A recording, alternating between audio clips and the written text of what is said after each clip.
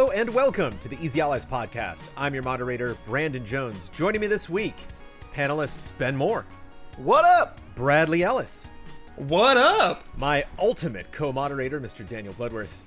What up? And I made the call happen in Slack today. No Ian. No Ian today. Ian has plans. Ian's off doing better things.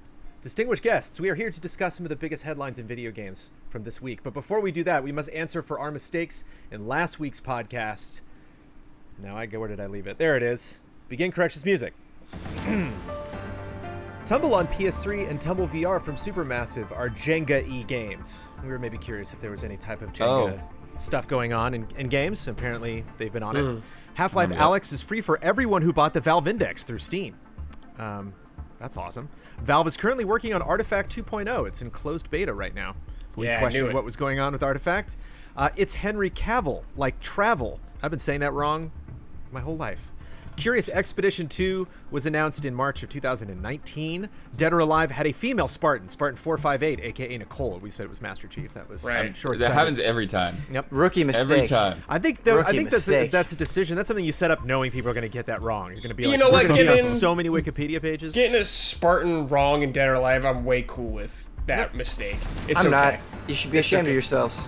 Nothing to be ashamed of. How different is that Spartan, though? Very That's different.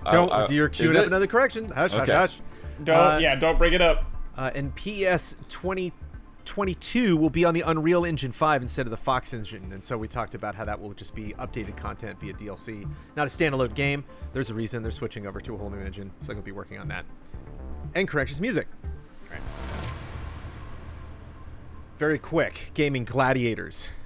I say quick. I don't know. This might not be a quick matchup, but we are getting into the final picks of our gaming gladiatorial arena. We're going to be asking video game characters to battle to the death. This one won't be easy. You would think we might have a dog in this race. There might be somebody that we favor. It's someone we've personally worked with before. We have an emotional connection. But I need you really looking at the... Kyle? Going back to... No, we're not there yet. I don't know if the Kyle match makes the pay-per-view. Okay. From Steven Sell, Cloud versus Lightning. Oh. We haven't had either of these characters before. Cloud has certainly been paired against a lot of people. I'm curious what happens when this panel gets presented Cloud have with Cloud more versus Lightning. Who has more emotional baggage to deal with? Probably Cloud, I guess. Probably Cloud. They both have emotional baggage, but probably Cloud. Yeah, probably Cloud. Is that a I strength? just don't Is that his power? remember, like, all what she could do. I don't remember, like, her power level. Let's see. I guess she's like she's a god, right? I guess. She does become. Yes, that does happen. So yes. probably she'll probably beat Cloud, I guess. Whoa. Yeah, but do you want that? No, All right. There you go. but I'm a fair man. And Yeah. Lightning already is just a female Cloud. That's what she was designed to be. Yeah. Yeah, So- you're not wrong there. Yeah, I mean, I guess I go with Lightning. Wow. Cloud got the has a sword that's larger than his body, though. But she has the dress sphere, man. She can just change jobs anytime. Does she? Yeah, Lightning returns, Yeah, but dude. Cloud has dresses. True, he does. He's got the Buster Sword yet. He's pretty nuts in Advent Children. He's like literally flying around. He is insane in Advent Children. Yes. But she is a goddess. Yeah. So I don't know. I don't know, man. I haven't played 13 games in forever. Yeah, there's a reason for that. I'm willing to go anyway. You put money on both. Blood, what do you think? You're going to have to wrap this up for me. I'll go. Well, come I'll on go now. with Lightning. I don't have enough Lightning knowledge because I haven't played those. So. I mean, Cloud... Omni-slash, baby. Like, Yeah, Omni-slash is What dank. more needs to be said? I'm going Cloud all the way. All right. So I just want to know what your bets are. Let's talk Xbox. Today was the Xbox Game Showcase. That was the last time I chatted with you gentlemen. That was the last thing that, one of the last things that we did here at Easy Allies. We checked it out. If you check out the description on the YouTube page of Xbox, it says, experience the best lineup of the next generation games from Xbox Game Studios. Wow. And I don't know if that's the best lineup of next generation games or the best lineup of next generation games from Xbox Game Studios, because it is a select list. They picked Halo Infinite, Avowed, Psychonauts 2, Grounded, Fable, Everwild, State of Decay 3, Tell Me Why, As Dusk Falls, and Forza Motorsport to appear on that list. All of the other things that were mentioned, Balan Wonderworld, I'm sorry, you are not among the best lineup of next generation games from Xbox Game Studios. We've had a little bit of time. How do we feel about the presentation in general? Ben, how are you feeling about Xbox today? Yeah, I've definitely had some time to process it, and I think my ultimate feeling is there is a lot of stuff during that showcase that I want to play, that I'm excited to play, but ultimately, I think I'm disappointed. I think there were some things where, I just wasn't, what they showed wasn't enough to get me on the super excited meter. Like, I think Everwild, is it Everwild or Everwilds? Everwild. I think Everwild is a good example of that, where I'm very curious about it, but I just don't know quite enough to get there. I think Fable is a good example of that, where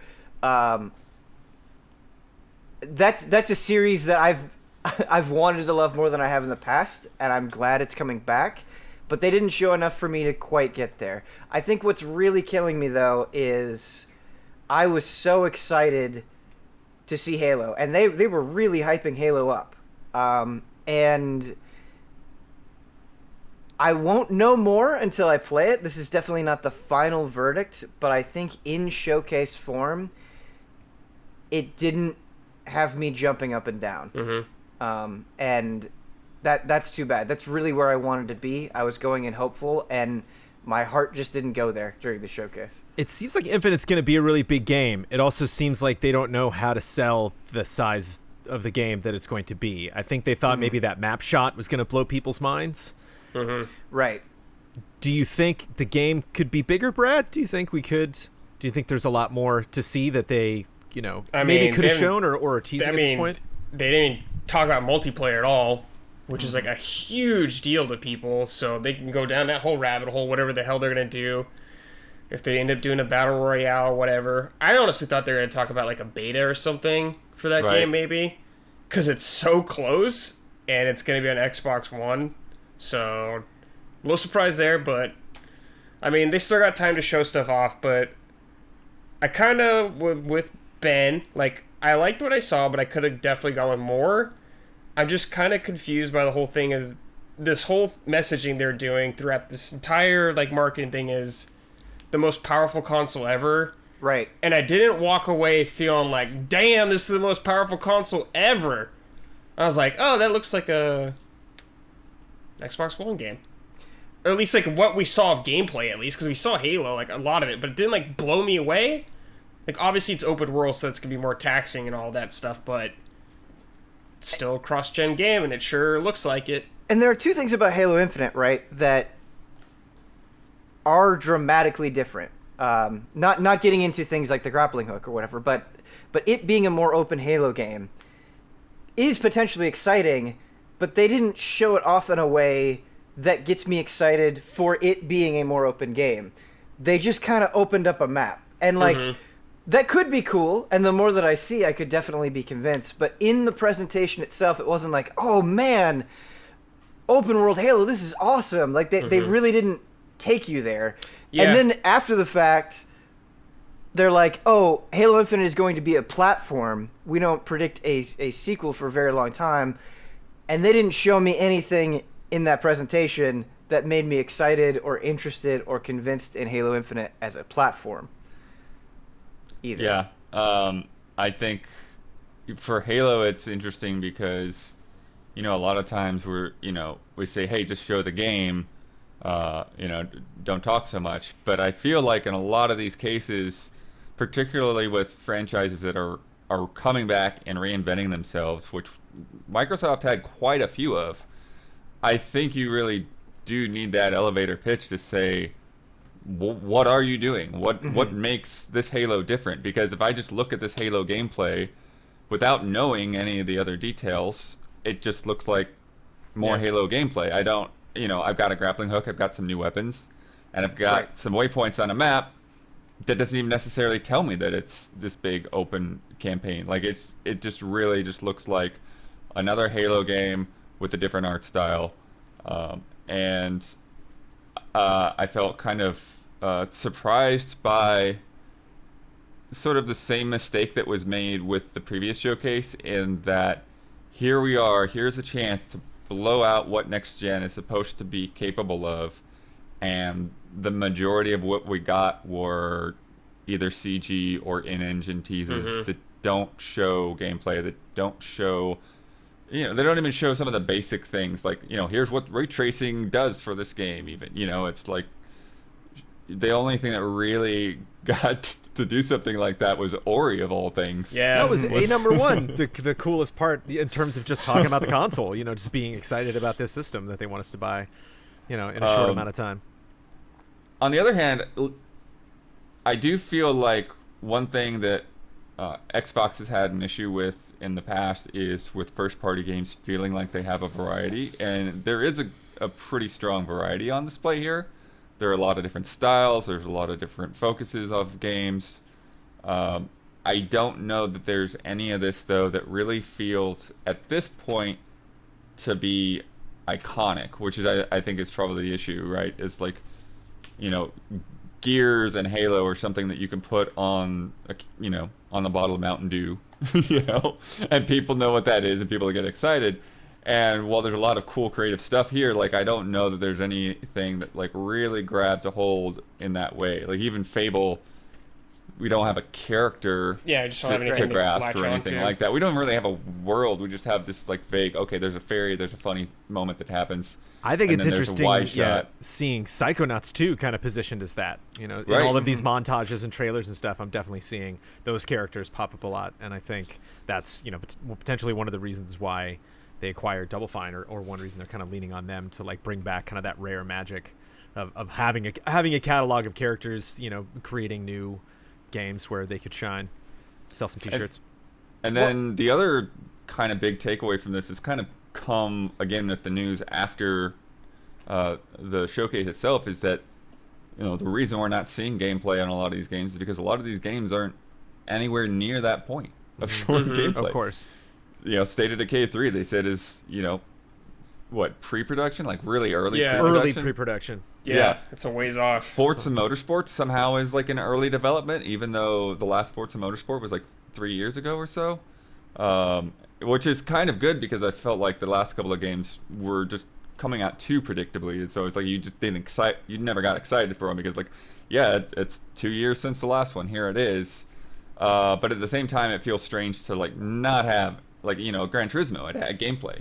Forza should be a moment where you see gameplay and not just pre-recorded, pre-rendered stuff, even if it is an engine. And then Avowed, I think, is probably a long ways off. And Warhammer, even, like, that game is next year, but like how early next year, because again, we just got a CG trailer. So it just feels like a lot of these games we're gonna see next summer. We're probably not even get that many updates on many of these games until then. Ben, what were you saying? Well, and then it after the fact, it seems, talking about Microsoft's messaging, I do think there's a huge problem there, where there just seems to be like a lack of consistency or lack of focus, because Phil was getting out there and saying, like, hey, listen, our strategy is we're not going to force you to buy an Xbox Series X. We're going to make everything available cross-generation. And then now there's confusion where it's like, actually, no, you won't be able to play Fable and Forza Motorsport, which were things in this presentation right after we got saying that things were going to be available cross-gen. Those will only be available on Xbox Series X, and it's just created a lot of confusion and uncertainty, which is not where you wanted to be. I think a lot of people wanted to leave this showcase feeling confident and excited about where Microsoft was going, and it's like it flies in the face of that when you leave the showcase and you're like, wait, what are you guys doing? What's the messaging here? It's just unclear.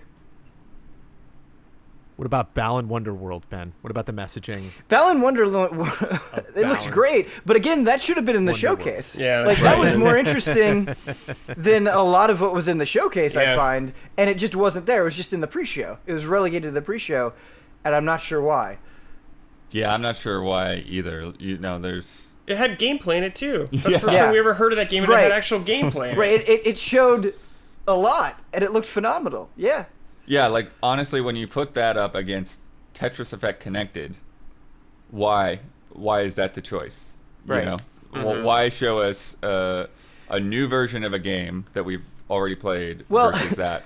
Not only is it a new version of a game that we're already familiar with, it wasn't even very clear in the presentation what the new stuff is in this game that we already are familiar with.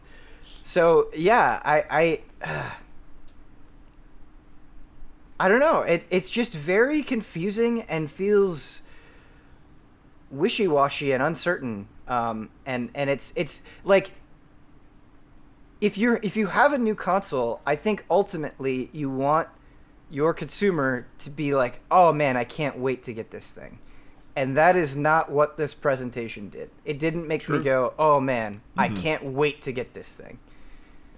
What about just the inclusion of Games Pass and just the fact that you can get almost everything? I think there was some trailer that I watched on Xbox where they pumped a lot of things through the trailer saying you can get all of this. Obviously some of that stuff we're still waiting on, like final release dates, but in terms of just being known for value, do you get a sense, Blood, you were speaking to just kind of like the diversity of the launch lineup that there's, or just the things that they're showing off? And I thought it was, usually there's a little bit of like action bleed at these, events where like you see kind of like some shooters or some action games that kind of look similar. And I thought at least visually there were a lot of, thematic stuff that was different. Is potentially this, we still don't know how much these cost. Does Xbox seem like a value to you? I mean, beyond just how they did today? Well, Ubisoft has come out and said they're not raising prices on next gen. So I think that, those kind of rumblings are, maybe not as universal or as we might have feared. But yeah, I think the value of Game Pass is absolutely phenomenal, and that's going to be, harder and harder to ignore as the years go by and as these first party games from these new studios start to fill in, and like even stuff, from third parties like Carrion this week. That's a game where maybe you want to check it out, maybe you don't. If you already have Game Pass, then yeah, just pick it up and play it and find out whether you like it or not. And I think that a lot of these games are going to benefit from that kind of thing. I think Grounded in particular can benefit from that kind of thing. It'll be curious to see whether it gets to a point where it's too saturated, where things just get lost because Game Pass has too much. But at this point, I don't see that happening. At this point, what I've mostly been seeing from third-party publishers is that, even though their game is free on Game Pass, like it kind of raises up their sales overall. And yeah, from a consumer standpoint, like that's a huge deal to be able to get big games like Halo Infinite and all that just with a subscription that at some point you're just kind of forget about. I really do like Game Pass, and I think it is fantastic that you can get first-party games and third-party games in some cases at launch via Game Pass. I think that's awesome. But that's awesome right now. That's not something where it's like, oh man, next gen, oh man, Xbox Series X, like I can't believe it.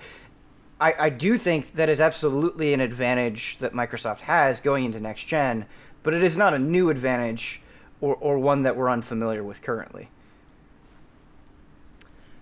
I don't know how to feel about knowing that Elder Scrolls 6 is a thing, knowing that Elden Ring is a thing, now knowing Avowed is a thing, and it's just like, yeah, those are cool ideas of like role-playing games. I can't wait to find out. Are you excited about Avowed, Ben, or are you just did that just get named for you and then filed away?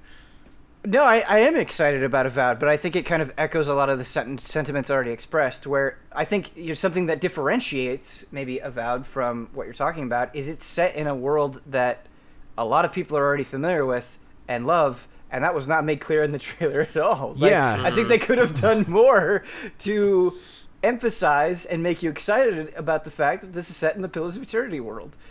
But maybe you picked up on that in the trailer, but you might have watched it and been completely unfamiliar. And it's like, was there any publishing reason that wasn't made clear? I mean, Obsidian self-published that, right?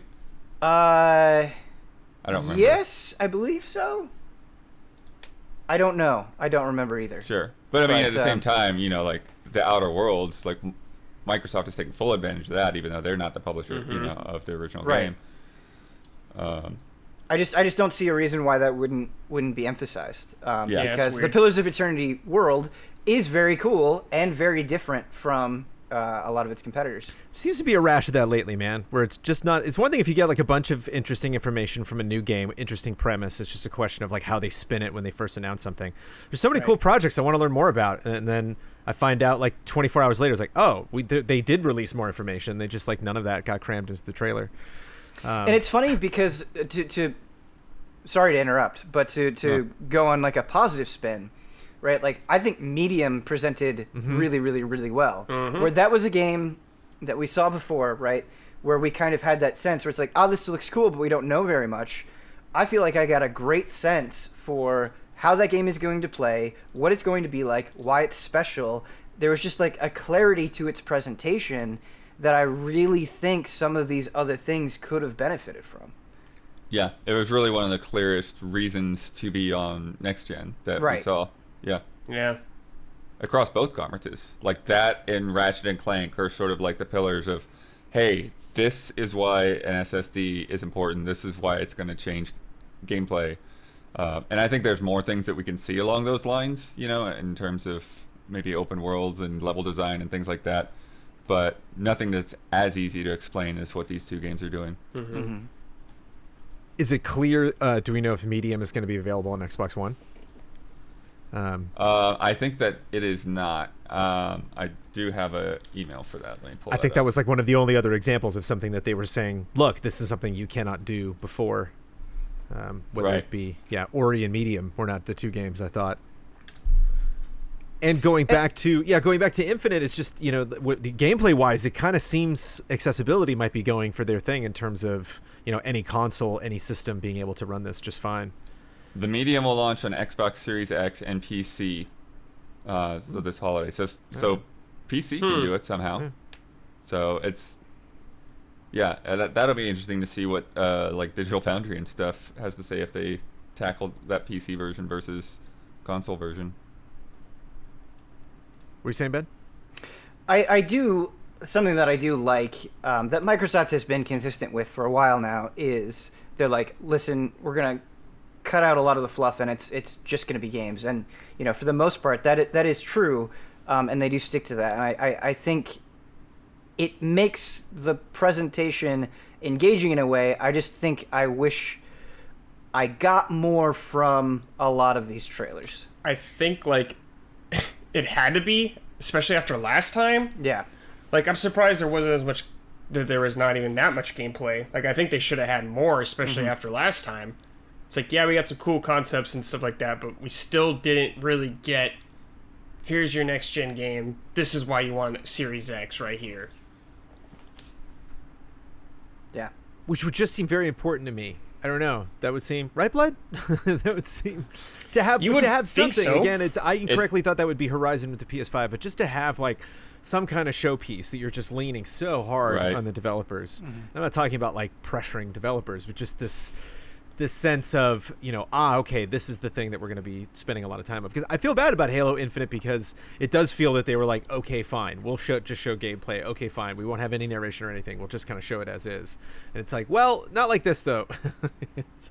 But you could have done that still and did more, though. Sure. Like they could have shown that and just like talked, like Blood said earlier, just talking a little bit about it. Even just for like a minute or something, just to give people a clear idea of what's going on. I think... Something that is funny comparing it with Sony's presentation is like, you look at something like Horizon 2 or Spider-Man, and it's like, well, they didn't really show that much of either game either. But in those cases, it's like, those are kind of continuing setups that I already know I liked and was attached to in those games. Like, Horizon 2 is continuing the story of Horizon. I can't wait to find out what happens. Whereas, like, Halo Infinite, it's like, okay, what's going on in the story? Like, how are you following this up? And it's like, I didn't get that sense, nor did I get a sense on how dramatic I guess these gameplay changes are going to be. And so I there just wasn't that thing to latch onto in the way that I wanted. I mean, I think simply put, there wasn't like a vision given for this, right? Yeah. You got a slice, but you don't have any idea what the big picture is. What direction are we going in here? And we got some threads of that after the fact, but not with the presentation itself. It's been a long time since the initial reveal. Do you think maybe Microsoft assumes we like all have figured that out? Or like we've talked about it enough that we've all just kind of made assumptions on what No, it because is? it's been too vague. Yeah, how could we Yeah. like the Halo, everything Halo Infinite that we've seen before this was so intentionally vague and mysterious, and that worked for teases. Yeah. But it seemed like, okay, this is it. This is when they're going to raise the curtain, and I still feel like there's so much curtain to raise in a weird way. And of course that'll become clearer over time, but this really felt like an opportunity to go all out. They went all out in the advertising of this event. There was definitely lots of Master Chief. Phantasy Star Online 2 New Genesis was also a trailer that could have benefited from maybe a little bit more information, Ben. For me, Absolutely. because that sounds like a big Yeah. thing that's happening. Right. Do we know that it's a bit? Have we confirmed what's happening? It's like a Realm Reborn, we were saying, right? I don't know if those details are out there. They very well might be, but it was not clear in the presentation itself. It seems like a sort of maybe smaller scale Realm Reborn thing, but I am not, and I haven't looked. This is my own fault. I am not yet sure what it is. And yeah, I think that's totally fair. I think that could have been made a lot clearer in the presentation itself, despite it looking like a big upgrade for Phantasy Star Online 2. Like, that was obvious, right? If you compare what Phantasy Star Online 2 looks like right now to New Genesis, it is a huge jump. Stalker 2, Hello Neighbor 2, and State of Decay 3 were the same kind of thing. Just good to see you. Thanks for swinging by. Hello Neighbor 2 looks creepy and interesting, but not a lot specifically selling, that game for this specific console. Why did Stalker 2 show up? I mean, I'm glad just to announce its involvement with Xbox, or does this A feel-good moment. Is this like a shot in the arm for when we can expect that, or? Yeah, I think that's all it really is. It's to remind people that game exists, which I think a lot of us weren't even aware of. And that Xbox is going to have that game, which in the past it seemed like very much a PC centric game. So they're going to have that on their console, which I think there's a lot of people that have been waiting for that, and and there's also a lot of potential for new audiences who haven't ever played those old games, and at this point those games feel like old games. Blood, you were moved by Tell Me Why, and you thought As Dusk Falls looked kind of weird. Where are you at? These kind of seem like similar games in the lineup, at least. Yeah, As Dusk Falls, and they seem kind of up your alley. It's headed up by someone from Quantic Dream, so these games are very much in the same vein of interactive stories, interactive narratives that are trying to get to some deeper issues, some deeper emotions. You see a lot about the character's backstory and stuff, and Tell Me Why for sure. I think as Dusk Falls is odd and interesting in a way because of the art direction that they've taken, to where you do have these really fleshed out 3D environments, but then the characters are all, they look like not quite comic book, but like they look like illustrations, GTA out of loading screens. It's like if a GTA loading screen came to life, and I had to play it.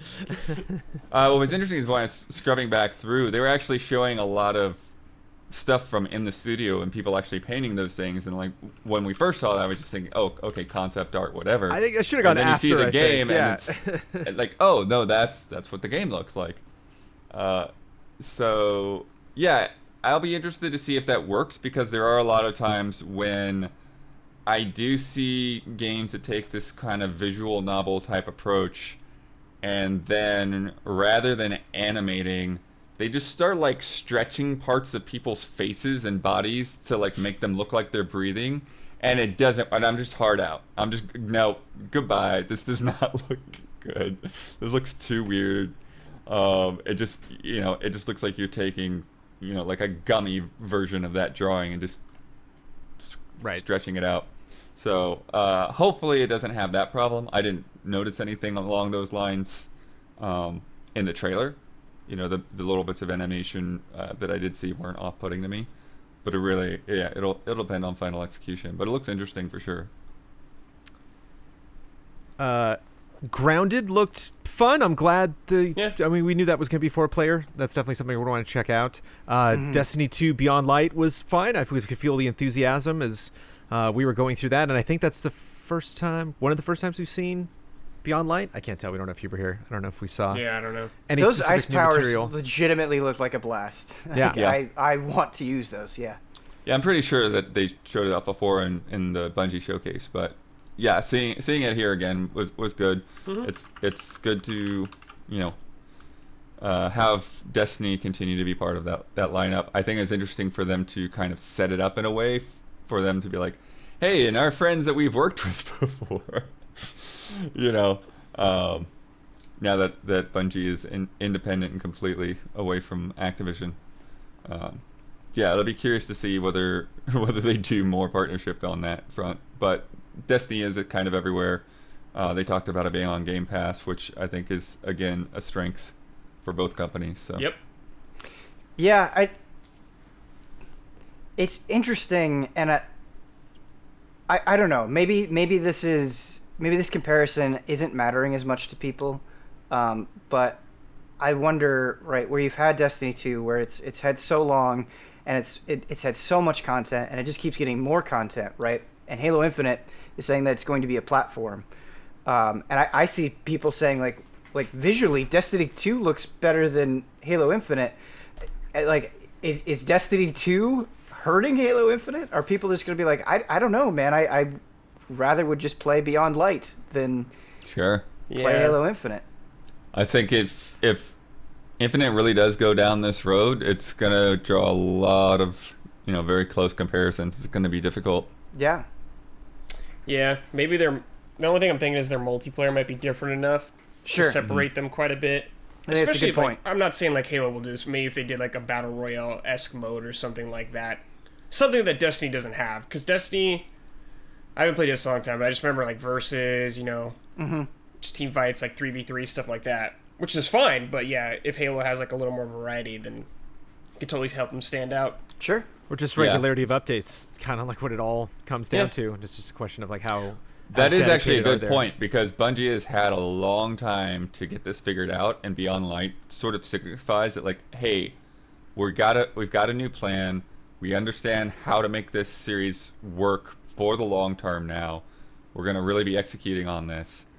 Halo Infinite is going to be trying to catch up. And I'm really curious whether they can do that or whether they're going to make similar missteps.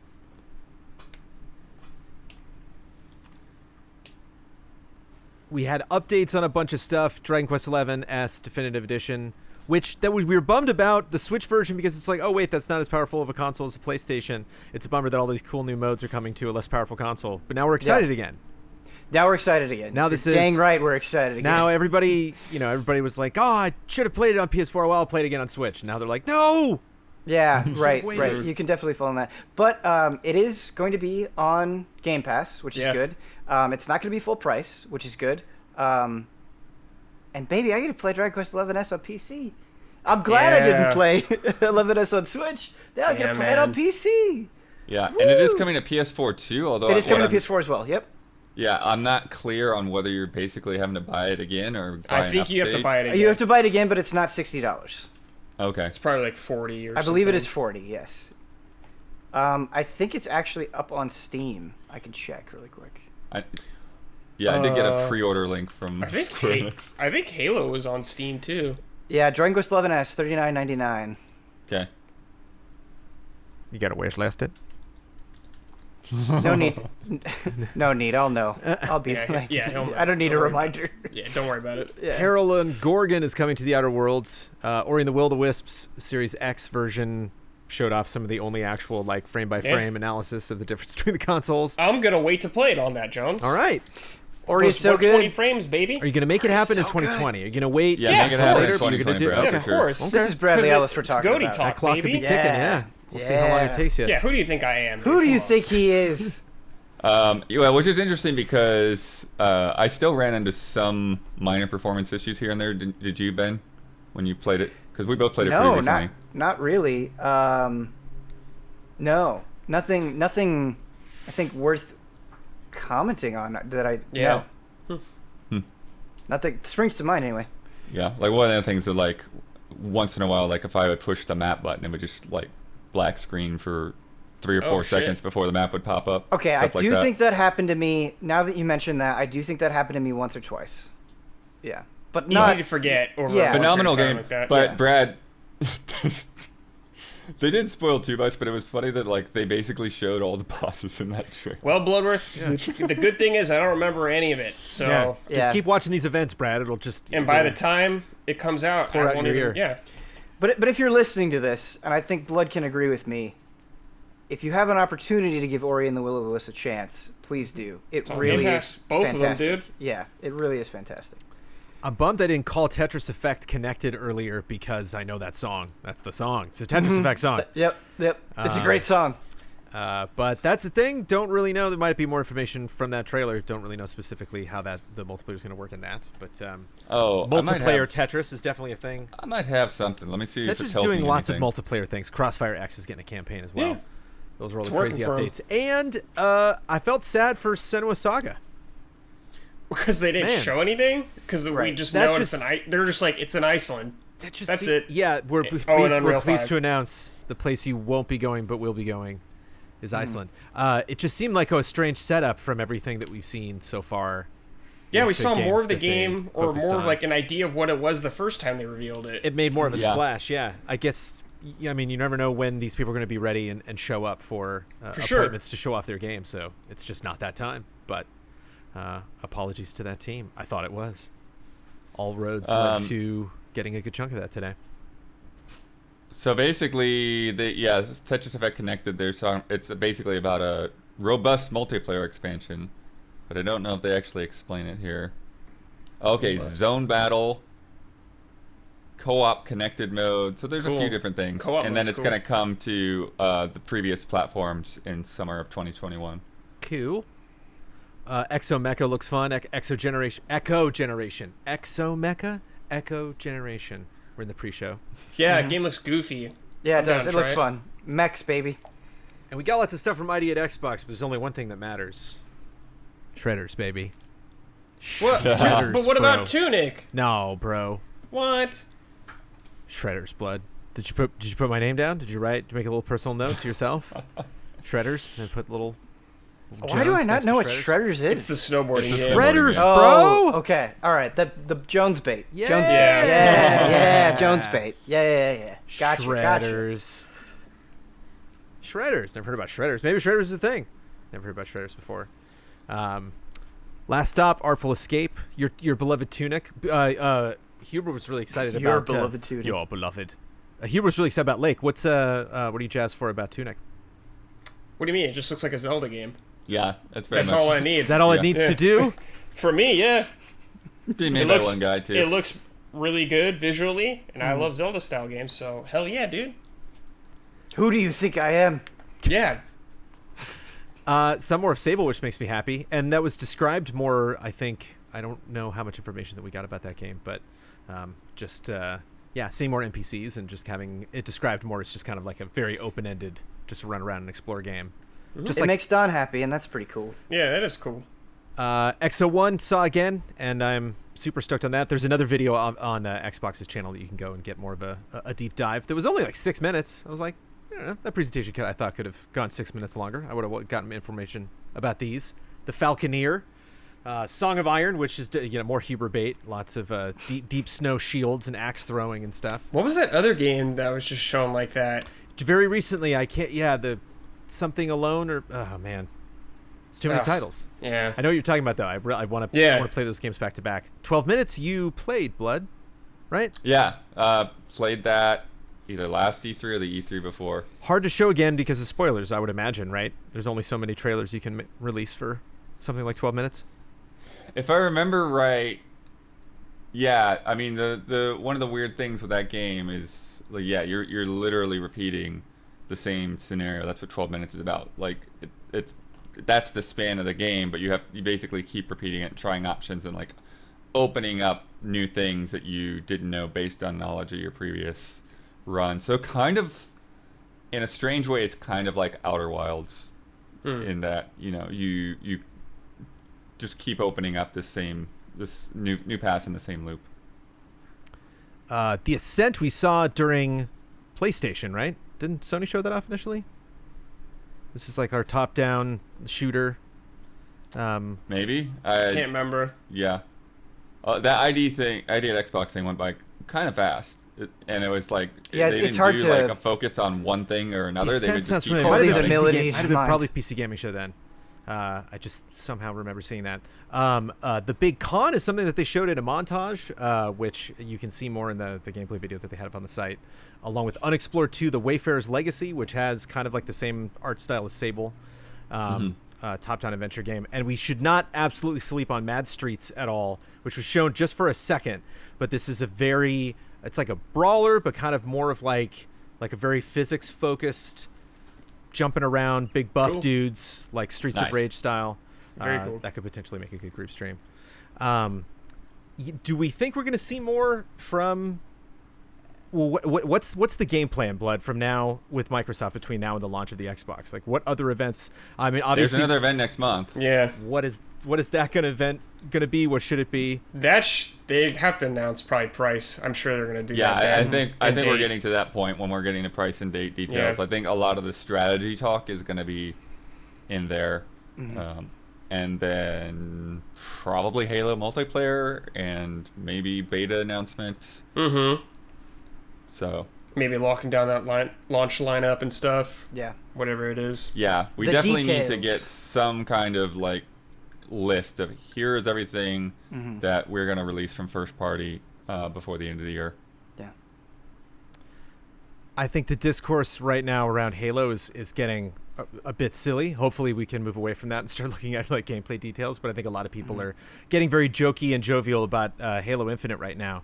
Ben, is there a way to turn that around? I mean, obviously, like, brilliant gameplay always tends to do that, but do you have any recommendations for potentially how to handle the humor right now? The humor is pretty strong right now. It's pretty strong. It's pretty strong. Yeah, I mean, of course, I do think there's a way to change, I guess, what the conversation is, and that is just giving more details, giving us more to dig into. I think a huge reason why people are joking so much is there's really not that much to go on. Yeah. Once we learn more, I think, about what it means that Halo Infinite is a platform, how, this open world and this design and this vision is going to pan out, I think there's going to be a lot more to talk about. And so, of course, I think it's going to die down. It's just a matter of when, exactly. Jones, I think it'd be really cool, actually, if they did, like, a state of play-esque thing for this game. Yeah, Just, like, definitely. 15 minutes just talking about Halo, what the hell Yep. it is. I think that could really help. That would help a lot, yeah. Like, I think that helped Ghost of Tsushima, like, just people understanding what this game kind of is. Yeah. I think Halo Infinite really needs that at this just moment. someone Yeah. talking about features, man. Here's, like, some campaign. This is what you're going to be doing. This is what it's like. Here's some multiplayer. Here's what to expect. And even just, like, here's, like, what we're thinking down the line, since this is going to be a game they're adding on constantly, I guess, throughout 10 years or something like that. Just an idea of what's coming. Yeah, well, they said there's like a ray tracing update coming Yeah, on but, later. like, yeah. A more, like, a content side, I guess. I imagine their multiplayer conversation is going to have some VO behind it. Somebody's gonna take us on a tour of that stuff. We're not just going to get, just kind of a raw. Well, I hope so. I hope it's just not them just being like, oh, it's Halo. We can just show whatever we kind of want. It's like, this is your time to really show off your game and make people excited for it, which they kind of did today and kind of didn't. And I think they can't do that again. They need to get people hyped, man. Like, the visuals, it is what it is, but you need to highlight the better aspects of the game. I don't know how feasible this is, but the best way, even more than I think a state of play-esque presentation, is getting people's hands on it. And Oh, for sure. if they could do some sort of beta, relatively soon, or a demo or something to just really be like, we're going to let the game speak for itself, obviously that would be huge. Mm-hmm. Or catastrophic, potentially. To hear about secrets that they discovered, something, something they fought, or something somebody can post and be like, look at what I did, and other people haven't found that. I found Cortana in the data files. That's too much. That's too much too soon. And now, a word from our sponsor. Whether you're working from home or working on your fitness, you want what you're listening to be what you're listening to, not what your family is listening to. Everyone needs a great pair of wireless earbuds, but before you go dropping hundreds of dollars on a pair, you need to check out the wireless earbuds from Raycon. You already know Raycon earbuds start about half of the price of any other premium wireless earbuds on the market, and that they sound just as amazing as the other top audio brands you know. Their newest model, the Everyday E25 earbuds, are their best ones yet, with 6 hours of playtime, seamless Bluetooth pairing, more bass, and a couple more compact designs that give you a nice noise isolating fit. Raycon's wireless earbuds are so comfortable, perfect for conference calls or binging podcasts. I've been listening to music. I do that on my Sophie walk. I do that immediately following the podcast every single shoot. It's just a nice thing to do. Nice thing to do to stay sane and stay physical in this time where it's very, very easy not to do that. But I also want to give a shout out. We talk about music that I like to listen to. We talk about the ease of use of these things. I just love having not to think about the charge. I love it having a place. I love that there's just like, it just goes in this case. The case is always charged. I don't have to think about it. I can go to it every single time. Because the other feeling is the worst thing ever. When you're like, and now for the thing that I have, where did it go? If it's not the last place I put it, I will never ever find it again. Unlike some of your other wireless options, Raycon earbuds are both stylish and discreet with no dangling wires or stems to distract anyone during video calls. That's why I use them. If they had that, I would not use them. You've heard me talk about how the company was co-founded by Ray J, and celebrities like Snoop Dogg, Blood's friend, are obsessed with Raycons. Pick up a pair and see what the hype is all about. Now is the time to get the latest and greatest from Raycon. Get 15% off of your order at buyraycon.com/allies. That's buyraycon.com/allies for 15% off Raycon wireless earbuds. buyraycon.com/allies. As we settle into this new formal version of summer, Bespoke Post is here with customized Box of Awesome collections for you guys, guaranteed to upgrade your life. Bespoke Post only sends guys the best stuff every month. No matter what you're into, Box of Awesome has you covered. From style and grooming goods to barware, cooking tools, and outdoor gear, Box of Awesome has carefully built collections for every part of your life. And now I know you're thinking you're getting like boxes from people, and this is going to be like t-shirts with like the X-Men on it, or like stockings or something that you can like give a friend. These are like, imagine like the highest quality tier in Animal Crossing, like the antique tier. You know what I'm talking about, Ben? Where you go in, you're like, whoa, that's a really nice table. Not really fitting into my style. Not sure if I want to spend that much. Yeah. These suckers aren't cheap, but they are, again, these are like Indiana Jones level, like Uncharted style. You can get, and one of the things that I love is that I can get cool stuff, like I can get, they have cologne things, they have various things for the bathroom or for going camping or going biking and sports and stuff, but they also have like spice collections and whiskey and stuff that Amanda was interested in as well. We first brought up the list, and she pointed at one and I pointed at the other. I was like, off to a good start. To get started, take the quiz at boxofawesome.com. Your answers will help them pick the right Box of Awesome for you. They release new boxes every month across a ton of different categories. It's free to sign up, and you can skip a month or cancel anytime. Each box costs only $45, but is over $70 worth of gear inside. Get 20% off your first monthly box when you sign up at boxofawesome.com and enter the code ALLIES at checkout. That's boxofawesome.com, code ALLIES for 20% off of your first box. And if you are a patron of Easy Allies, thank you. We had other events. We had Day of the Devs. We had a Nintendo Partner Direct. We had Play Anime Live, which Brad has been dying to tell us about. No. Brad, I don't know if we'll have time. Nah, it's okay. That's the second time I've had to silence you after we came back from our sponsor break. Day of the Devs was their second showing this summer. They were in June as well. And before we jump into this, there's been a lot of... There's a lot of big players that have showed up. Day of the Devs would kind of even be similar to something, the offerings as a Devolver Direct. But Devolver's, been at this for a long time. We know what to expect from Devolver. We kind of know what to expect from Sony and Xbox. And we had Ubisoft showing up with their games. Then we got everybody else. Ben, you are starting out with your independent game, and you find out that you can't. You called Sony, you called Microsoft, you called Devolver. Everyone, no one returned your phone calls. So you're looking at that wouldn't happen though. The Guerrilla Collective. You're looking at Day of the Devs. You're looking at Devolver. Like, where do you go? Like, of all of these entities that you've seen before. Wait, you said Devolver declined me, or is it an option? It's. I mean, hey. We can call them again. I got their number again. Okay. I can try a different person in the company. Does Devolver mean that much to you? Do you think there's more, being in a show like that has more of an impact than being involved in something like Day of the Devs, or should you just have a good game? I don't know. I really like the way Devolver is kind of rallying around their games.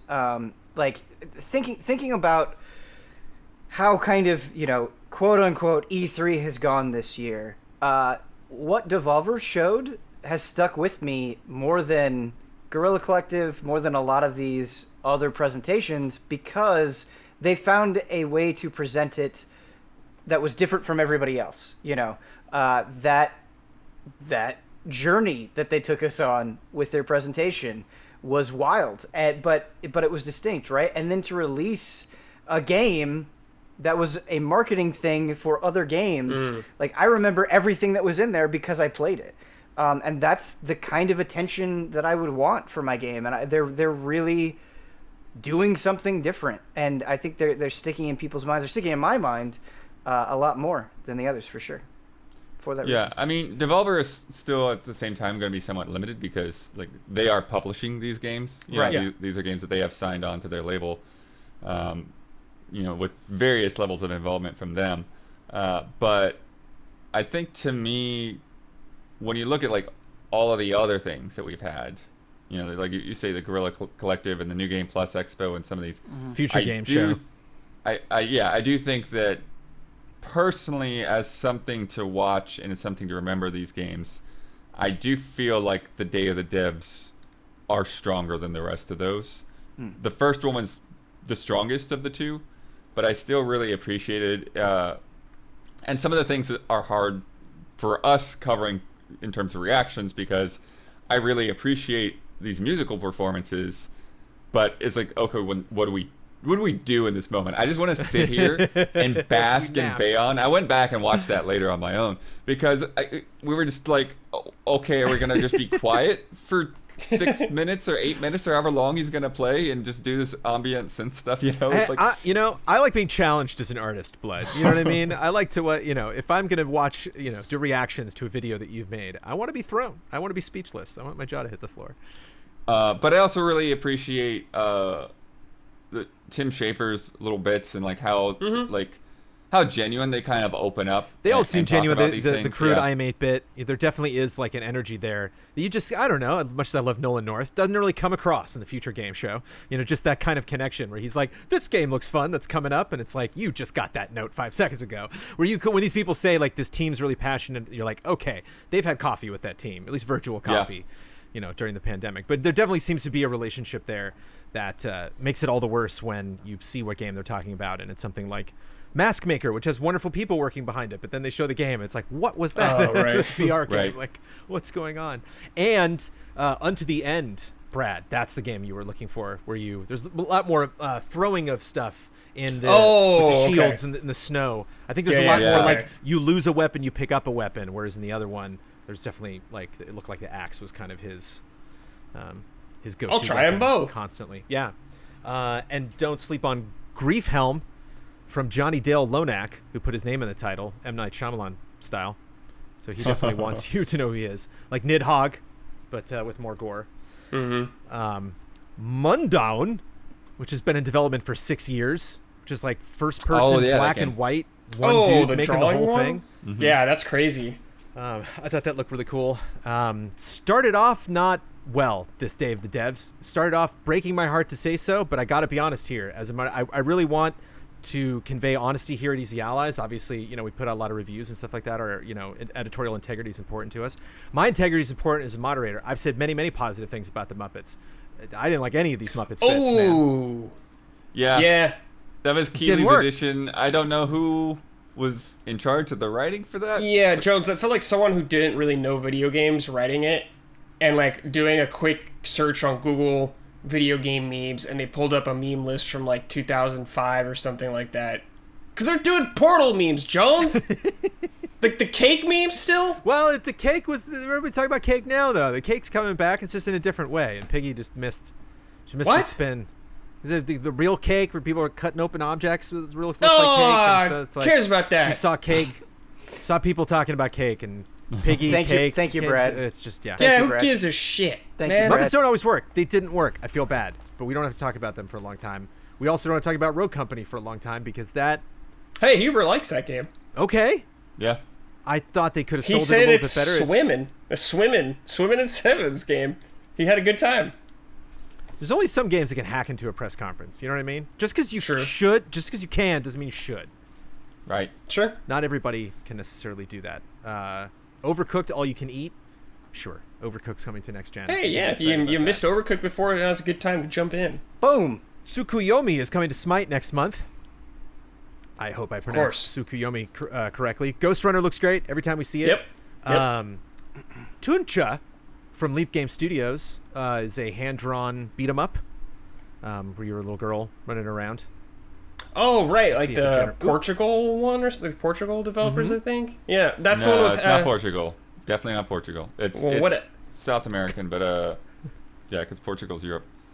But yeah, I'm trying to remember whether it's Peru. Oh, I think it's Peru, actually. Yeah, I think it's Peru. It had a Hat Kid in it or whatever from A Hat in Time. Mm-hmm. They showed off a lot of her. That was the weirdest part because they were really stressing they're kind of like pulling into the folklore, of that region. And then you just see the cameo character through the footage. Cool, but that was a long time. Shovel Knight. An airport for aliens currently run by dogs. What is the Easy Allies coverage plan for an airport for aliens currently run by dogs? What does it look like at this point? That sounds like a group stream to me. I just kind of want to pencil that in. That feels like a group stream. 2 hours of sure. that? You think 2 hours? Yeah, that's gonna be some hilarity. Hey, we can make it work. The cat was the 8 best Beyoncés. I Am Dead looks better than it originally did from the first trailer. Yeah, it does. I'm actually really interested in that. They really did a good job of expanding that. Like as they showed more of it, I got more interested, and that doesn't happen a lot in indie showcase. But very specifically a zooming element that you can do, like picking up props in the world and rooms and stuff like that, and digging in. Figment Creed Valley didn't impress Blood very much. That was restoring peace to the mind. You had your two sides of your psyche. Ask parts of it. Yeah, it was weird. It was super weird. It's like a musical too. He said. Yes, he said, and they showed. It's just this very like maybe in practice like the narrative comes off better, but the way it was like it just felt like very direct, on the nose, pushing very specific topics, and like this is the good way to think about it, and this is the bad way to think about it, and I don't know that either one of those things actually has to do with being open-minded or closed-minded. It's just it just didn't really hit very well for me, and maybe that's just the way it was presented in that moment. But the Monument Valley developers are blowing up, doing Alba Wildlife Adventure, which is very different from what they had done previously. That was a tease, man. Yeah, that was a real tease because I was excited to see what that was going to be, particularly seeing that was like a bigger game from that team. I really, those games go by quick, the Monument Valley games, but they were really interesting. They were both plane flights for me. Yeah, I remembered that I was on a plane. I was like, wait, there was some game that had a sequel that I played, and then before it landed, I had finished it and loved it. But very interesting to see, kind of like Steam World with which we totally skipped with Gunk. Just same kind of thing. Like, wow, because it's tough to know if people that make something like Monument Valley are happy just making something like Monument Valley. That they're like, no, I'm focusing on this because nobody's making games like this. And so when they go up to be like, no, third person, platforming, cool weapons, we're like, oh, great, have at it. Best of luck. Void Train was a game that I was, a little disappointed in. Building a train in like asteroid fields. Yeah, interesting concept. Out, grabbing stuff. The gunplay looked a little weird. Mechanus was a very cute game that didn't do anything else. You were just a gear with big eyes. And they're like, look at this character design. Look at these screenshots. We're like, what do you do? Anyway, here's Mask Maker, and we're like, looks cool. What do you do? Mask Maker Dreamscaper, an action RPG roguelike with a Persona Dream mechanic, where you hang out with people in the day, get skills, go to bed, use them. Blasphemous getting DLC updates. Yeah. Stir of Dawn update.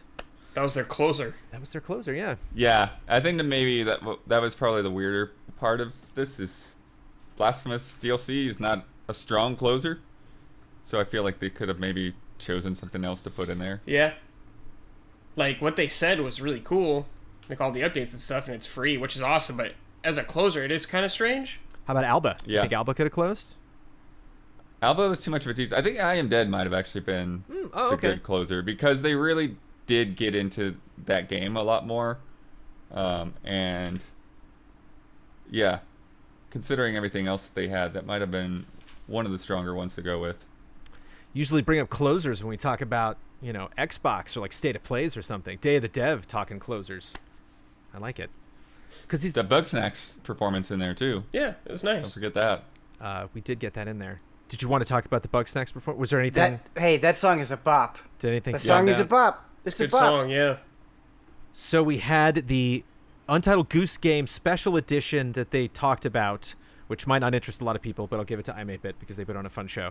But do you think we'll be getting some kind of album? So where are we going? What are the advertising? What's the potential now with this Bugsnax song? Oh, they're already selling it. They pushed it right there in the trailer. I need more. We need to make more money. What do we do? Do we have? do we tour? I mean, they've monetized everyone that had their reactions. Right. So. Jones, you make like a cookie or a candy called Bugsnax. Okay. But I remember growing up as a kid. I don't know if it's like still a popular thing now, but they would like you go into a candy store and they would actually have like a real bug inside candy, and like that was kind of the gimmick where it's like, oh, look at how gross it is. Yeah. You guys ever see this? Yeah. Oh yeah. It freaked me the hell out. Yeah. Freaked me out, man. No, thank you. No, thank you. Yeah, exactly. No, thank you. Why the hell would I get that? Yeah. Fuck that. But I do think that like something like a Hello Neighbor or something like Bugsnax does have the potential to blow up into other media, and I wouldn't be surprised if there are people, talking to young horses and trying to make deals to do like a Netflix cartoon or something. Yo, shout out to Caro Caro Bonito, the band behind that song. They are great and delightful, and you should listen to them. I'm really curious how the writing of that song went. Like, how much did the developer put down, and then how much did they, write as that song? Because it's like very specific about the world and the gameplay mechanics and all of that. Yeah. Well, it's like Mario Galaxy with the song, like, Jump Up Superstar. Like, did they not only say like, well, we got to have a song? They're like, no, we have to have the song. Like how many songs? Odyssey, do they turn Jones, back, before someone corrects you. Yeah. Odyssey. Oh, sorry, what did I say? It was not Galaxy. Oh, sorry. I'm getting ahead of them. Yeah, it's the kind of thing where they're like, oh, we had a song and they're gonna make a song for us or whatever. And then they first hear it, they're like, damn it, this is better than the game. Yeah. This is, our whole thing has to be, damn it, about this damn song now. DreamWorks Motion Picture. We got a Nintendo Partner Direct, which they'd never done before, but we're gonna get more. There are apparently gonna be more of these. Yeah. So specific. So this Direct Mini. Direct, right? A Nintendo Partner Direct Mini. So mini meaning this. How much of a regular Direct is this? Is this like a third? Because this is clearly like maybe around the time if there was to be an E3 that they wanted to say this stuff, but then E3 didn't happen, and so this is the stuff that kind of gets delayed. Maybe some of the bigger announcements they don't have to worry about until later now, but these seemed like the things that somehow somewhere this summer, Nintendo had to let us know about these 3 DLC packs of Cadence of Hyrule. I knew, yes, but they had the biggest. Knocked the it out of the park. long-told prophecy came true. Am I taking too much time to get to the good part, Ben? Yes. There's 2 good parts. You got to be also excited about Shin Megami Tensei 3 coming to Switch. Yeah, absolutely. I think that is huge. Shin Megami Tensei 3 Nocturne has a really incredible tone, and I've never played through all of Nocturne, and so this is like, oh, cool. I know this game is awesome. I know people love it. I know I love what I've played of it, and so it's a perfect announcement where it's like, oh, yes, it's coming to Switch, but this just also makes me want every SMT game on Switch. There's so many things that are on 3DS that are great games that I would love for them to come to Switch, and so I'm very, very excited about that. Yeah, great choice, and great like companion announcement to that's how you do it, SMT5. dude. Yeah, that's how you do it. It's coming out in October for Japan, and it would be really nice if we had the same time frame over here. But that's okay. But Atlas, especially since, and this is a big deal, SMT5 is a worldwide launch. Yeah, that is a huge hopefully deal. that's something going forward for everything, especially like Persona games, dude. God. Yeah. So what are the stragglers? Because I that's not something that I knew about at SMT5. The discrepancy there between U.S. and Japanese releases. I know that is a thing that still happens in the JRPG world. Like, what are some of those names that you're like, God, I wish at some point we could unify these release dates, but it just does not happen that way. Oh, I mean, a lot of stuff that Atlas does, but still? A lot of stuff that a lot of JRPGs are still that way, where it's Yakuza games.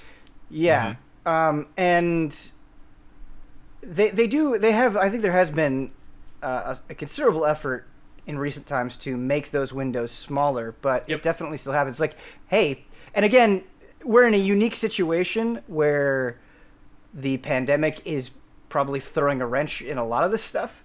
But like Persona 5 Scramble is a great example where that has been out in Japan for a long time now, and we have no idea when it's coming out over here, which is surprising considering the success of Persona 5 and Persona in general. Persona 4 did gangbusters on Steam. Blew up huge over here. But yeah, I feel like a lot of this, somebody made a comment, I think, online that, it almost smells like these are things that would have been in a bigger direct, and that there was contractual obligations to like, we have to promote these things. Yeah. So let's try to figure out how to put something together. Particularly with, I think, Rogue Company having, going into beta like that day. Yeah, they had to get it out for sure. It's really frustrating. Sorry to interrupt. It's really frustrating though, because there are a lot of people that are like, well, I don't know what SMT is, so this isn't exciting to me. I don't care.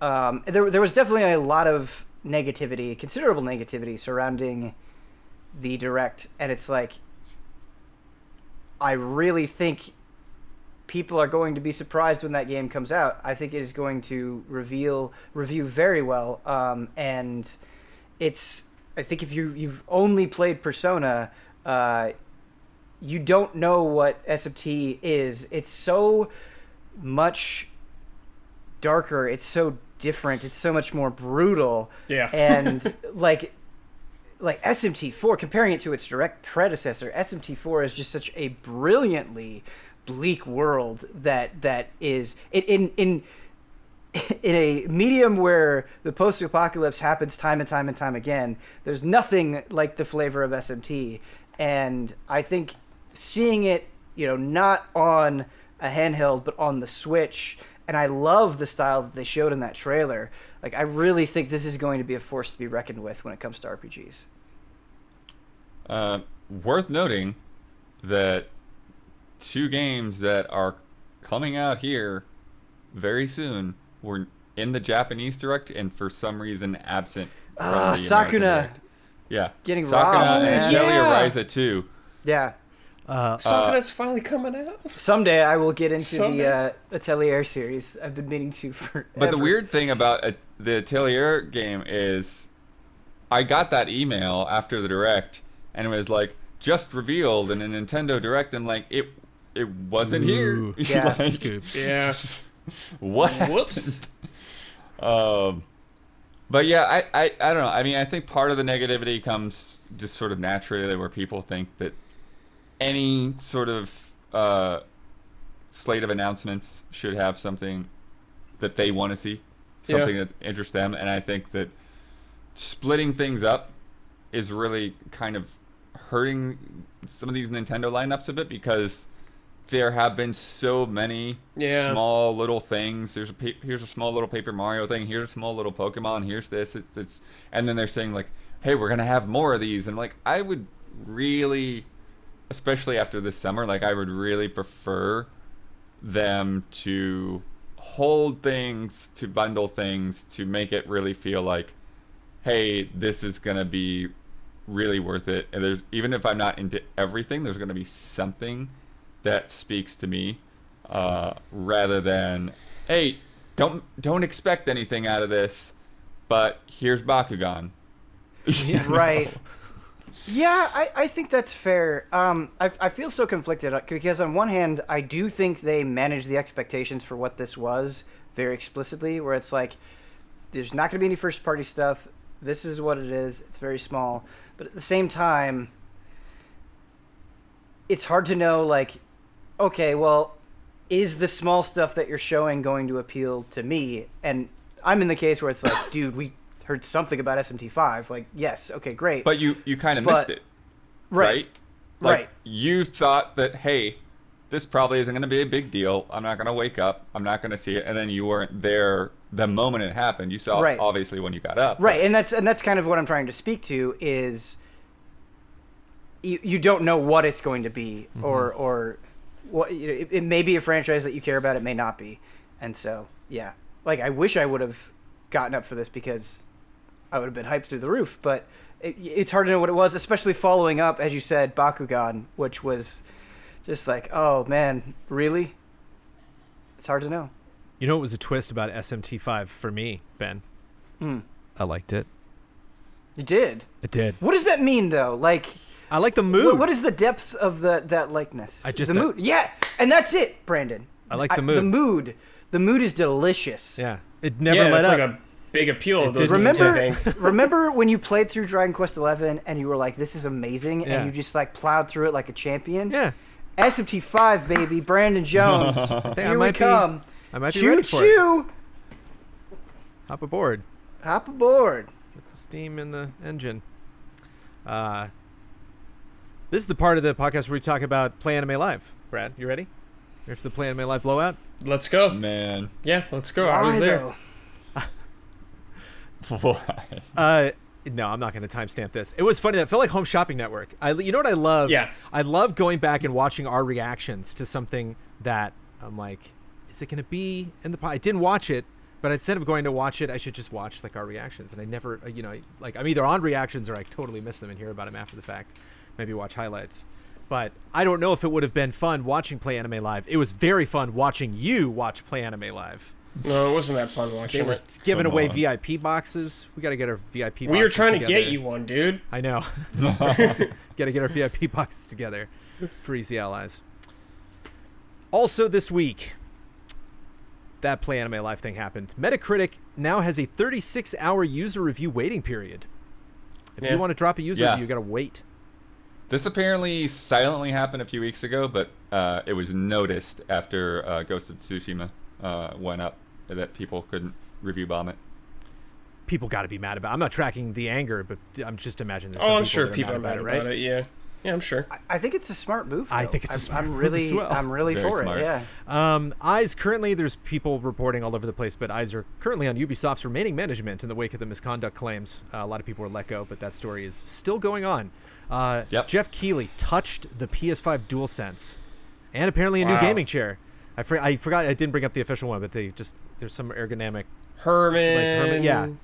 Yeah, some new gaming chair. With Logitech. And of course, Something like like most of the things in the industry, I looked it up. Like, it was like $1,500 or something. my butt's on it. Gamer Girl from Wales Interactive was announced and then erased in like the same day from existence. Let's forget this game ever happened.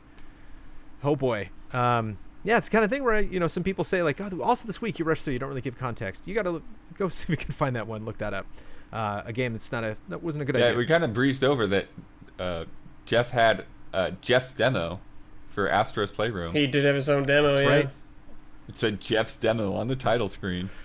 EA is currently forced to replace the Redskins in Madden because that is changing. It must also change in Madden.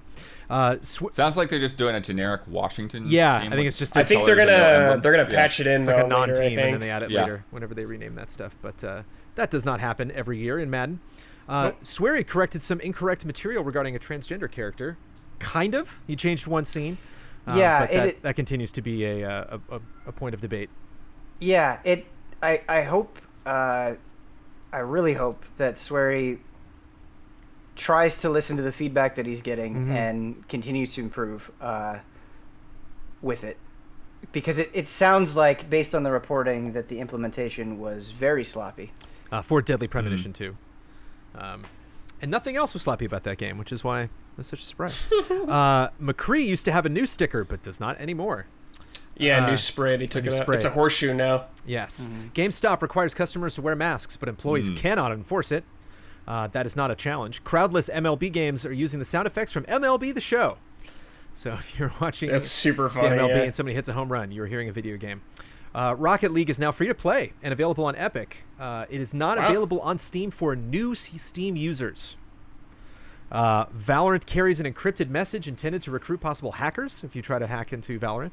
Oh, right. Chris Kohler is now the editorial director at Digital Eclipse. Yes, go Chris. For people that don't know, I've been friends and known Chris since like the early Planet GameCube days. So I've it's like he's just seeing like, you know, he's done way better than I have for sure. But like, you know, he's extremely fluent in Japanese. He's talked to a lot of the big hitters directly. He's done a lot of great historical work at Wired, later at Kotaku, and he's written some books as well. So if he made a move to Easy Allies, you would consider that a step down. You would not advise him if he had gotten you on the phone. He was like, "I'm coming on over." Yeah. You'd be like, "No, please." What? Have you seen our fridge, dude? Got that thing stocked. And it is, yeah. But yeah, so you know, a lot of those collections that they've done, you know, with like all the like historical scans of box art and that kind of thing. That's the sort of thing he'll be working on developing and making even more robust. Spider-Man Miles Morales will be playable in 4K at 60 FPS on PlayStation 5, according to a tweet. According to Weekly Famitsu, Final Fantasy VII Remake Part 2 is in development. Woo! Full production now. Full production. Yeah. They've been tweaking on that thing since like at least November. Dream supports VR now? Whoa! Yeah, I haven't checked this out at all. Wasn't sure. Cool. I didn't know if we were going to get this in 2020. Something good happened in 2020. I'm so excited. Risk of Rain 2 is coming out on August 11th. Yarntown Shadow dropped, a Zelda-inspired take on Bloodborne, if you want to check that out. Spike Chunsoft Inc. is now taking over publishing of the Danganronpa series, which they tweeted out. Play Danganronpa. Yes. Ubisoft games will stay $60 for now, according to them, for the foreseeable future. Star Wars The Old Republic is on Steam, finally. Team Reptile announced Bomb Rush Cyberfunk, which is basically Jet Set Radio. One of those wonderful times when a bunch of people get together and are like, well, you're not going to make a thing. We're going to make something close enough to the thing. The thing that's really annoying about a lot of these Origin games on Steam, and we ran into this with Rocket Arena today, is you have it on Steam, you boot it up, and you still have to log into Origin, which is not great. Can't escape it.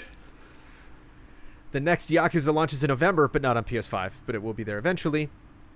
NHL 21 is also... Whoa, you skipped a little bit of... What? The Yakuza, the full English voice cast there. Oh, yeah. With it's been a long time. Yeah. I missed the significance of that. I'm sorry. Because that's not something that we get. No, we got it. We got to have English voices. We got it with Judgment. It was just the first game that did that, right? It was just the very first game, and then they did it with Judgment, and now they're And George Takei is in it. That clutch co-moderator action. Do you see what I'm saying? You see, like this was kind of like my idea, is that more stuff like this would happen. God, I'm glad I missed that, because that opportunity, Blood, you jumped at it. NHL 21 is also not going to be on next gen consoles this year. And Sonic. Oh, interesting. Sonic Dash. Sonic Dash. The mobile game that came out in 2013. It's made $10 million in 6 years, 400 million downloads. Because I like to end also this week on a high note. Sonic Dash. It's time for Love and Respect.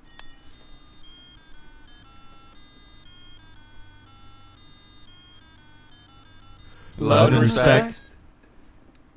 From Volker Bach. Hey, allies. Okay, Scotch. Actually, it was Michael Pachter, of all people, who got me into it. So at least for me, it's kind of a gaming-related topic. And with Jones essentially requesting this on last week's podcast, let's talk Scotch. Who of the allies is into Scotch? How'd you get into it? What do you like? Peated or unpeated? Favorite region? Big brands or small craft distilleries? So many questions. Love and Slente from Germany, Volker? Oh boy. I like scotch quite a bit, but I do not have the answers you want. In the fact that my brother is big into it, and I literally get all of my scotch from my brother, and he just gives me bottles. My brother's So, a I certified have no idea. mixologist, Brad. He actually Really? went to, he bartended for a while. Whoa. He's got his diploma up on his wall.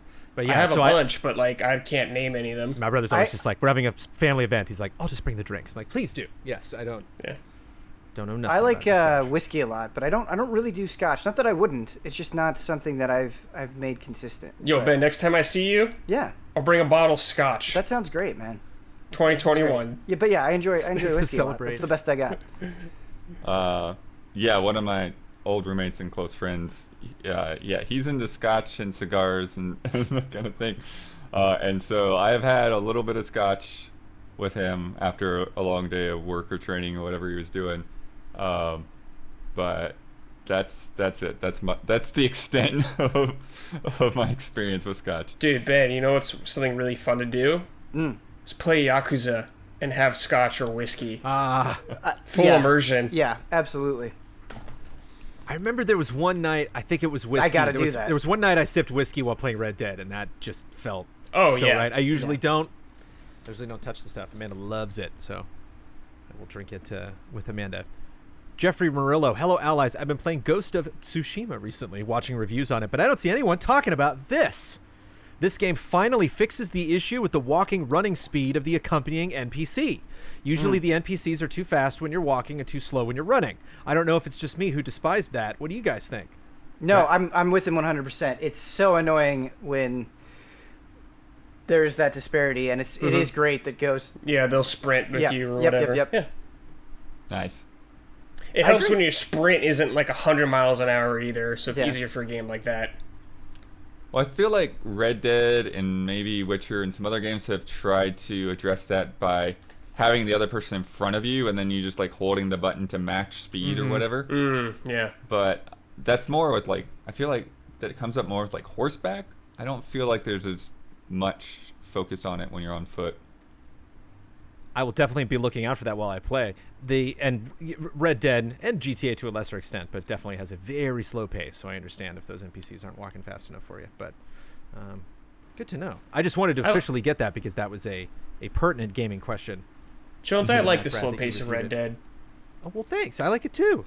It's nice. You just need it. It doesn't work all the time. Sometimes Nope, you need that but slow pace. sometimes it's great.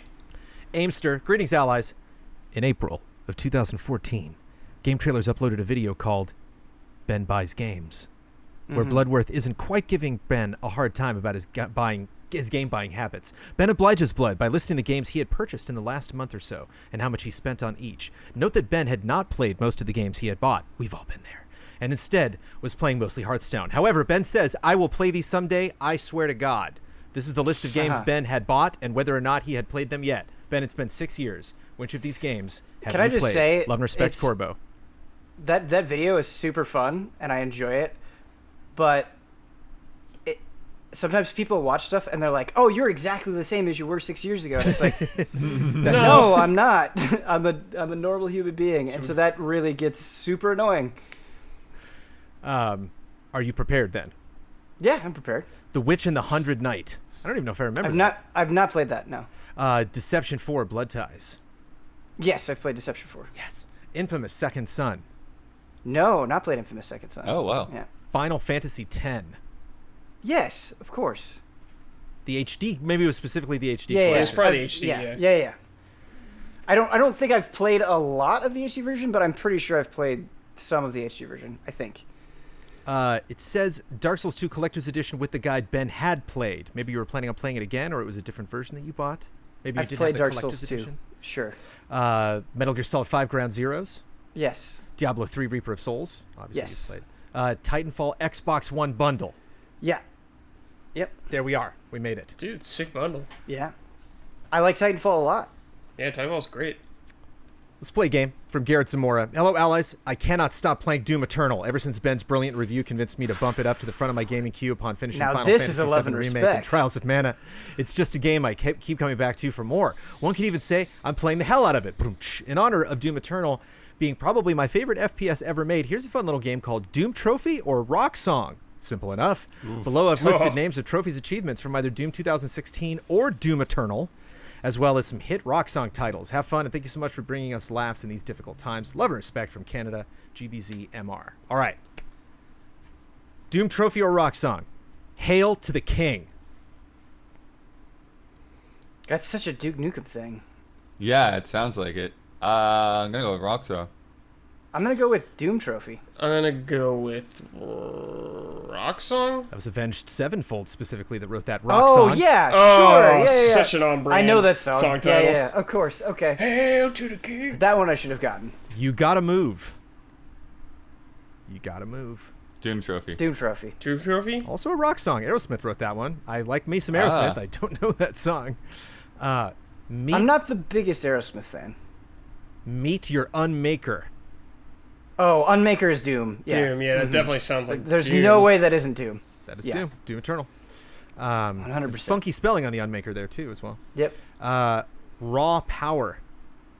That's Raw that. Power. No. That's a song. It Yes. sounds like a song. Rock song. Of course it is. Raw Power. Yes, it's a That would rock be song. Guns N' Roses wrote that one. Wait. according- Iggy Pop also According to did. well, then there's two Raw Powers. Let's go find them both. Come on now. Iggy. Metalhead. Metalhead. That sounds like a band. It may. I'm very gonna well go be. with the Doom. I'm gonna go with Doom That Trophy seems like there. I'm gonna Yeah. go with the song, Jones. All right. Well, Doom Eternal's got that trophy, Brad. So Shit, that sounds like an '80s like thrash band that no one's ever heard of. what else you got? What else you got? Ooh. What else you got? What else you got? Doom Trophy? Doom. Sure. It's Doom Trophy. Sure, says Blood. That is a Doom trophy. Doom 2016. This means war. Oh, Song. that's a rock song. That's a song. Avenged Sevenfold wrote This Means War. Can't Stand Still. Ooh, that's a. That applies very much to Doom, but also sounds like. So a does rock You Gotta song. Move. That was an Aerosmith Yeah. song. Yeah. Who knows? Who knows? Can't I'm Stand gonna say Still. rock song on I'm gonna this say one. rock song too. AC/DC wrote that Doom. rock song. Yeah. Oh. Wrong, Blood. One more. No Rest for the Living. Doom. Rock song. Rock song. That's a trophy you can get in Doom 2016. Okay. Rock songs. It's time for bets. Next week's bet. The official campaign. Campaign. I can complain about this campaign gameplay reveal for Halo Infinite, not the trailer. The official campaign gameplay reveal in quotes for Halo Infinite currently is at 490k views, or it was when I searched. Who knows where it is now? But at the beginning of the recording of this podcast, it was at 490,000 views. Where will it be this time next week? Brad Ellis. It says 800K. Cool. Ben Moore. I put. I don't know if you can see it. Just get it close. 1.2 mil. Oh, nice. That's what Wow. that says. Dude, covering our bases. I like it. Yeah. They went big. How big did you go, Blood? Not quite doubled. It's 900k. Ooh, I didn't go big at all. 720, which is backwards. Sorry, everybody. Nice. 720k. 720p. Lock those in. Last week's bet, Rock of Ages 3 Make and Break, launched on July 21st. I went and I looked at the last 10 reviews in English on OpenCritic. Nothing against IGN Italy. I'm sure those reviews are very fine. It's just not in English. How many times did I see the word roll? And for those that do not know, in Rock of Ages 3, you roll a lot. You are a big boulder and you're rolling all the time. Brandon Jones, myself, bet 25. Daniel Bloodworth bet 36. Ian Hank bet 22. Brad, you bet 20. And Huber bet 35. I was very surprised. Some of them didn't have any. 2 reviews I read didn't manage to put the word roll down once. And the most I saw was 4 in one review for a total of 23. Ooh. Which Ian Hank at 22 was right next to. Nice. Nice. Good job, Ian. Ian Good job, Hank Ian. wins that bet. Special thanks to Sixth Axis, God is a Geek, Push Square, WCC, F Tech, Slant, Critical Hit, Just Push Start, Impulse Gamer, Hardcore Gamer, Game Watcher. Those are the reviews that I pulled those from. Bringing our scores to Jovial Penguin 7. Wow. Astonished Scorpions 5. Let me tell you about patreon.com/easyallies. That is a place you would want to go if you want to support the Easy Allies financially. We have revenue coming in from all sorts of different places because we have such a wonderful, diverse, wide community. But patreon.com is the main place that you can go to support us financially. And there's a lot of cool things that you can get. For $5, you can be a much bigger part of this podcast if you would like to be. You can be involved in Love and Respect, which we just finished. You can also be involved in any of the bits that we do, or if you want to give us any more information about the stuff going on during the news that week. And you get the podcast 2 days early. So this podcast we were recording on Thursdays always goes up on Fridays. The public gets that on Sundays. But if you want to be 2 days early, if you want to see it on the actual date that shows up on the thumbnail for the Easy Allies podcast, $5 at patreon.com will make it happen. $1 will get you more exclusive shows. And then beyond that, there's all sorts of other ways that you or a friend, if you decide to tell them about it, can get involved. Patreon.com/Easy Allies. We would greatly appreciate it. The following people have got involved in a big way, in a shout-out big way. And our order's a little jumbly. Brad, you're before me. You're kicking it off, Brad, this time. There's no Ian. Okay. So you're top left. I'm going after you, Blood. You're going after me. Ben, you're going after Blood. So it's Brad, then me, then Blood, then Ben. Shout out to Blue, Caleb Togi Crawford, L. Thanis, Greg the Dark Knight Kettering, and one of our patron sponsors would like to shout out to Black Lives Matter. Shout out. Shout out. Yes. And worth mentioning that you have about a week left to get in on that shout out tier for August. So we've got a couple of people dropping down. There's a new person that's already joined up. But if you want to be on shout out for August, go to patreon.com/easyallies and check the tiers. If you change your tier before the end of the month, then you'll get shout outs on the podcast that it applies to all through the next month.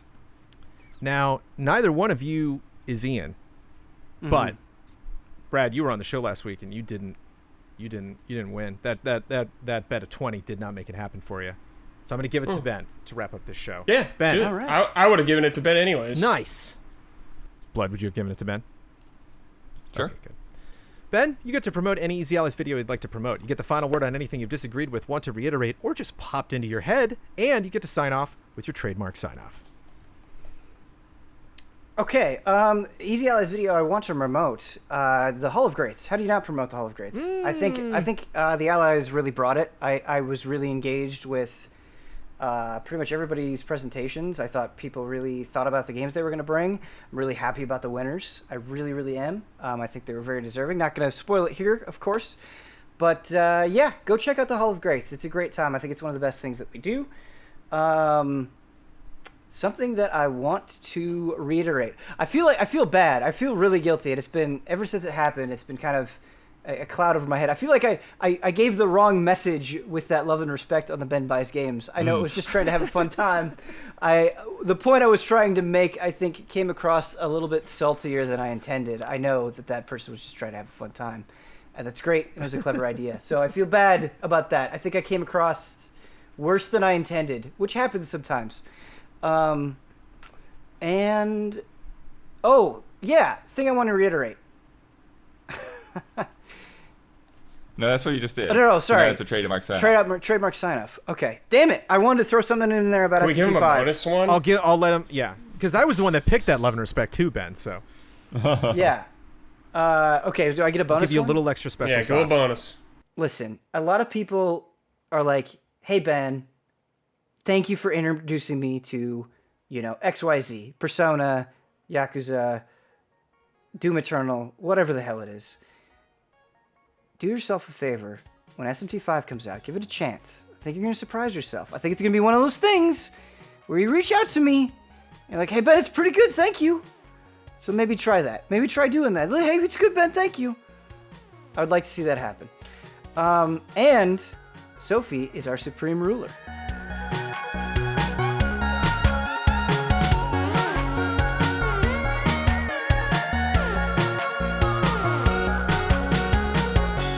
Because it's goatee talk, baby. Yeah, who do you think I am, dude? Come on.